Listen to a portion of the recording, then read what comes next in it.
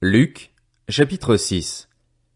Un jour de sabbat, appelé second premier, Jésus traversait des champs de blé. Ses disciples arrachaient des épis et les mangeaient après les avoir froissés dans leurs mains. Quelques pharisiens leur dirent: Pourquoi faites-vous ce qu'il n'est pas permis de faire pendant le sabbat? Jésus leur répondit: N'avez-vous pas lu ce qu'a fait David lorsqu'il a eu faim, lui et ses compagnons? Il est entré dans la maison de Dieu, a pris les pains consacrés, en a mangé et en a donné même à ses compagnons, bien qu'il ne soit permis qu'aux prêtres de les manger. Puis il leur dit: Le Fils de l'homme est le Seigneur même du sabbat. Un autre jour de sabbat, Jésus entra dans la synagogue et se mit à enseigner. Là se trouvait un homme dont la main droite était paralysée. Les spécialistes de la loi et les pharisiens observaient Jésus pour voir s'il ferait une guérison le jour du sabbat, afin d'avoir un motif pour l'accuser. Mais Jésus connaissait leurs pensées et il dit à l'homme qui avait la main paralysée: Lève-toi et tiens-toi là au milieu. Il se leva et se tint debout. Jésus leur dit: Je vous demande s'il est permis, le jour du sabbat, de faire du bien ou de faire du mal, de sauver une personne ou de la tuer. Alors il promena son regard sur eux tous et dit à l'homme: Tends ta main. Il le fit et sa main fut guérie, elle fut saine comme l'autre. Ils furent remplis de fureur et se consultèrent pour savoir ce qu'ils feraient à Jésus. À cette époque-là, Jésus se retira sur la montagne pour prier. Il passa toute la nuit à prier Dieu. Quand le jour fut levé, il appela ses disciples et il en choisit parmi eux 12 auxquels il donna le nom d'apôtres. Simon, qu'il appela aussi Pierre, André, son frère, Jacques, Jean, Philippe, Barthélemy, Matthieu, Thomas, Jacques, fils d'Alphée, Simon, appelé le Zélote, Jude, fils de Jacques, et Judas l'Iscariote, celui qui devint un traître. Il descendit avec eux et s'arrêta sur un plateau où se trouvait une foule de ses disciples et une multitude de personnes de toute la Judée, de Jérusalem et du littoral de Tyr et de Sidon. Ils étaient venus pour l'entendre et pour être guéris de leur maladie. Ceux qui étaient tourmentés par des esprits impurs étaient guéris, et toute la foule cherchait à le toucher parce qu'une force sortait de lui et les guérissait tous. Alors Jésus leva les yeux sur ses disciples et dit: Heureux vous qui êtes pauvres, car le royaume de Dieu est à vous. Heureux vous qui avez faim maintenant, car vous serez rassasiés. Heureux vous qui pleurez maintenant, car vous rirez. Heureux serez-vous lorsque les hommes vous détesteront, lorsqu'ils vous chasseront, vous insulteront et vous rejetteront comme des êtres infâmes à cause du Fils de l'homme. Réjouissez-vous, ce jour-là, et sautez de joie, parce que votre récompense sera grande dans le ciel. En effet, c'est de la même manière que leurs ancêtres traitaient les prophètes. Mais malheur à vous, riches, car vous avez votre consolation. Malheur à vous qui êtes comblés maintenant, car vous aurez faim. Malheur à vous qui riez maintenant, car vous serez dans le deuil et dans les larmes.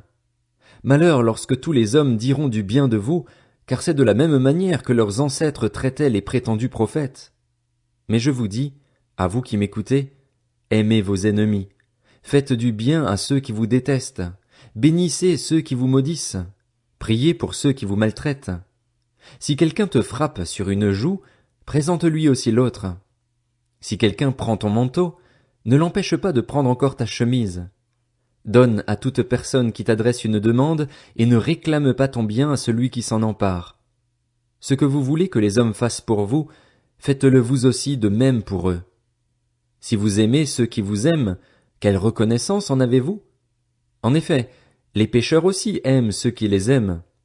Si vous faites du bien à ceux qui vous font du bien, quelle estime en avez-vous? En effet, les pécheurs aussi agissent de même. Et si vous prêtez à ceux dont vous espérez recevoir en retour, quel gré vous en sait-on? En effet, les pécheurs aussi prêtent aux pécheurs afin de recevoir l'équivalent. Mais aimez vos ennemis, faites du bien et prêtez sans rien espérer en retour. Votre récompense sera grande et vous serez fils du Très-Haut, car il est bon pour les ingrats et pour les méchants. Soyez donc pleins de compassion, tout comme votre Père aussi est plein de compassion. Ne jugez pas et vous ne serez pas jugés. Ne condamnez pas et vous ne serez pas condamnés. Pardonnez et vous serez pardonnés. Donnez et on vous donnera.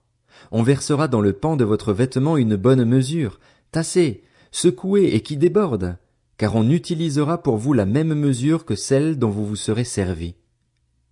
Il leur dit aussi cette parabole. Un aveugle peut-il conduire un aveugle? Ne tomberont-ils pas tous deux dans un fossé? Le disciple n'est pas supérieur à son maître, mais tout disciple bien formé sera comme son maître. Pourquoi vois-tu la paille qui est dans l'œil de ton frère et ne remarques-tu pas la poutre qui est dans ton propre œil? Ou comment peux-tu dire à ton frère, Frère, laisse-moi enlever la paille qui est dans ton œil, toi qui ne vois pas la poutre qui est dans le tien? Hypocrite, enlève d'abord la poutre de ton œil, et alors tu verras clair pour retirer la paille qui est dans l'œil de ton frère. Un bon arbre ne porte pas de mauvais fruits, ni un mauvais arbre de bons fruits. En effet, chaque arbre se reconnaît à son fruit. On ne cueille pas des figues sur des ronces et l'on ne vendange pas des raisins sur des ronces. L'homme bon tire de bonnes choses du bon trésor de son cœur, et celui qui est mauvais tire de mauvaises choses du mauvais trésor de son cœur. En effet, sa bouche exprime ce dont son cœur est plein. Pourquoi m'appelez-vous Seigneur, Seigneur, et ne faites-vous pas ce que je dis? Je vais vous montrer à qui ressemble tout homme qui vient à moi, entend mes paroles et les met en pratique. Il ressemble à un homme qui, pour construire une maison, a creusé profondément et a posé les fondations sur le rocher. Une inondation est venue. Le torrent s'est jeté contre cette maison sans pouvoir l'ébranler, parce qu'elle était fondée sur le rocher. Mais celui qui entend et ne met pas en pratique est semblable à un homme qui a construit une maison sur la terre, sans fondation. Le torrent s'est jeté contre elle et aussitôt elle s'est écroulée. La ruine de cette maison a été grande.